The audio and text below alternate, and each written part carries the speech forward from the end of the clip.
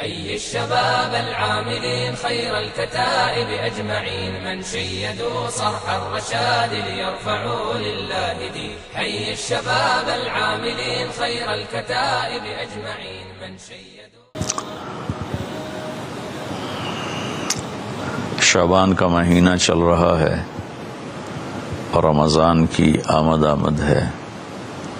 اللہ کے محبوب صلی اللہ تعالی علیہ وسلم رجب جو پچھلا مہینہ گزرا ہے اسی سے ہی رمضان کے لیے ذہن سازی شروع فرما دیتے تھے اور یہ دعا مانگتے تھے اللہم بارک لنا فی رجب و شعبان وبلغنا رمضان.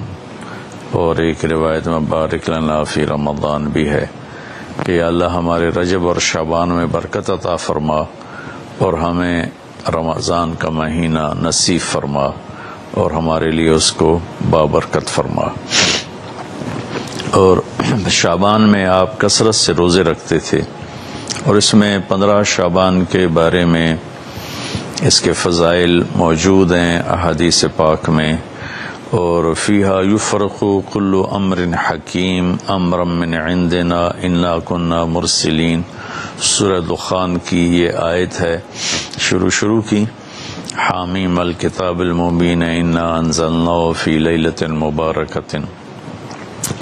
تو بعض مفسرین اس سے 15 شعبان لیتے ہیں اور کچھ لیلۃ القدر لیتے ہیں. تو 15 شعبان کے روزے کا اہتمام یہ ہر دور میں اللہ کے نیک بندے اس کا اہتمام فرماتے رہے اور حدیث پاک میں بھی اس کی فضیلت آتی ہے کہ اس رات حدیث صحیح ہے ان اللہ یطلع علی اہل الدنیا. اللہ تبارک و تعالی ساری دنیا کے انسانوں پر اس رات میں اپنی نظر کرم فرماتے ہیں اور ان کی بخشش کے فیصلے فرماتے ہیں سوائے 2 شخصوں کے الا المشرک والمشاہن. ایک جو شرک کرنے والا ہو یعنی غیر مسلم ہے مشرک ہے جو ایمان سے محروم ہے اور دوسرا مشاہن کون ہے کینہ رکھنے والا. ایک دل کی کیفیت ہے بغض اور اس سے شدید ہے کینہ. بغض ہوتا ہے کہ مجھے کسی سے نفرت ہو گئی اس کیفیت کا نام بغض ہے اور کینہ اس سے شدید ہے کہ نفرت بھی ہے اور اس سے نقصان پہنچانے کا پکا ارادہ بھی ہے. اس کیفیت کو جس میں کسی کو نقصان پہنچانے کا ارادہ چل رہا ہو اسے شحنا کہتے ہیں اور اس کیفیت والے کو مشاہن کہتے ہیں اور ہماری زبان میں اسے کینہ کہتے ہیں. تو اس رات میں اللہ تعالیٰ بخشش فرماتے ہیں. اس رات کا روزہ اللہ کے محبوب صلی اللہ تعالی علیہ وسلم رکھا کرتے تھے اور بعض روایت میں 1 سال کے صغیرہ گناہوں کی بخشش کی بھی فضیلت بیان کی گئی ہے. بہرحال ہر دور کے صالحین علماء صوفیاء اس روزے کا اہتمام فرماتے چلے آئے ہیں. اس رات کا اگر کچھ قیام ہو جائے اور روزہ رکھا جائے تو ہمارے اعمال میں ایک اچھے عمل کا اضافہ ہے اور ہماری نیکیوں میں اضافہ ہے. اور اس کے لیے اپنے آپ کو اگر کسی سے نفرت ہے تو پاک کیا جائے, بغض ہے تو اسے دور کیا جائے. کسی کے ساتھ ایسی دشمنی پیدا ہو گئی ہے کہ شیطان ہمیں وہاں تک پہنچا چکا ہے کہ ہم اس کو نقصان پہنچانا چاہتے ہیں, اس سے بھی اپنے آپ کو بچا لیا جائے کہ ایک دن فیصلہ اللہ تعالیٰ نے کرنا ہے. اس دن حقوق العباد کی عدالت بہت سخت ہوگی. حقوق اللہ کی عدالت میں وہ سختی نہیں ہوگی جو حقوق العباد کی عدالت میں شدت اور سختی ہوگی. لہذا کسی پر ظلم کر کے نہ مریں, کسی کا حق لے کر نہ مریں. ہمارے اوپر ظلم ہو یا ہمارا حق مارا جائے تو اس کا تو ہمیں بہت بڑا عوض اللہ اپنے خزانوں سے دے گے. لیکن ہم نے کسی پر ظلم کیا, ہم نے کسی کا حق مارا, برائی کے بدلے میں ایسی برائی کی کہ اپنی نیکیوں کو برباد کر دیا تو بہت بڑے نقصان کا سامنا کرنا پڑے گا اور وہ نقصان ابدی ہوگا. دنیا کے نقصان وقتی ہوتے ہیں, تھوڑی دیر کے لیے ہوتے ہیں.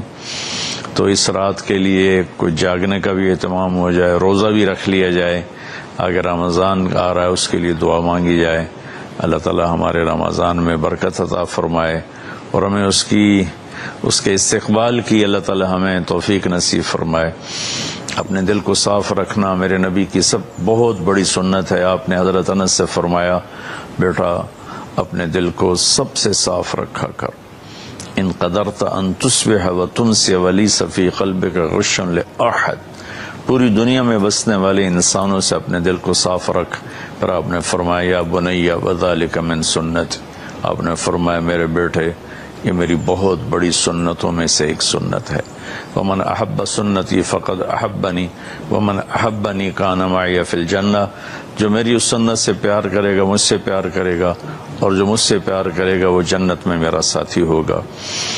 تو ہم اپنے دل کو سب سے صاف کریں، ساری دنیا کے انسانوں سے اپنے دل کو صاف رکھیں، تو اللہ تعالی ہمارے ساتھ بہت آسانی اور نرمی کا معاملہ فرمائیں گے، اور بہت ہی سہولت کا معاملہ ہو جائے گا۔ اللہ کو پسند ہے اس دل کو صاف رکھنا، لوگوں کے حسد سے، بغض سے، نفرت سے، کینہ سے، عداوت سے، حقارت سے۔ میرے نبی نے فرمایا کسی انسان کے برا ہونے کے لیے بس اتنا ہی کافی ہے کہ دوسروں کو حقیر جانے، بحسب امرئ من الشر ان یحقر اخاہ المسلم، کسی انسان کے برا ہونے کے لیے ضروری نہیں کہ وہ بہت بڑے بڑے گناہ کر رہا ہے تو وہ برا ہے، وہ بھی برے ہیں، لیکن آپ نے فرمایا کہ کسی کے برا ہونے کے لیے اتنا ہی کافی ہے کہ اوروں کو حقیر سمجھے، اپنے آپ کو اچھا سمجھے۔ اور یہ جو لوگ تھوڑا سا شریعت کے پابند ہیں، نیکی پر چل رہے ہیں، گناہوں سے بچ رہے ہیں، اور شیطان کے داؤ میں نہیں آئے، گناہوں سے پرہیز ہے، ان کو شیطان اس طرف سے مار دیتا ہے کہ وہ انہیں اپنی نیکی کے تکبر میں پھنسا دیتا ہے، اور اوروں کی حقارت اور کمی اس کا شکار کر دیتا ہے۔ اس میں بہت بڑا طبقہ پھنسا ہوا ہے، پھنسے چلے جا رہے ہیں۔ اس سے اللہ تعالیٰ مجھے بھی بچائے، آپ کو بھی بچائے، سارے سننے والوں کو بچائے۔ تو ہم اس شعبان کے مہینے میں رمضان کی تیاری کریں۔ 15 شعبان کا اگر روزہ رکھا جائے تو بہت بڑی فضیلت ہے، رات کو جاگا جائے، کوئی خاص عمل کوئی نہیں 15 شعبان کا۔ ہمارے ہاں بدعات بھی شروع ہو جاتی ہیں، کوئی مسجدوں میں اکٹھے ہو کے کوئی صلاۃ تسبیح پڑھ رہا ہے، کوئی کچھ کر رہا ہے، کوئی کچھ کر رہا ہے۔ اس رات کا کوئی مخصوص عمل کوئی نہیں ہے، اس رات کا مخصوص عمل بس دعا ہے، تہجد ہے، تلاوت ہے، انفرادی طور پر ہے، اجتماعی طور پر کرنا کہیں سے ثابت نہیں ہے۔ کہیں اکٹھے ہو کر کر لیں تو کوئی، یہ میں نہیں کہہ رہا ہوں کہ انہیں غلط کیا ہے، لیکن پیچھے ہمارے تاریخ میں، اسلامی تاریخ میں یہ چیز ملتی نہیں۔ انفرادی عبادت ہی ہے، وہی زیادہ بہتر ہے۔ اللہ تعالی ہمیں عمل کی توفیق بخشے۔ السلام علیکم۔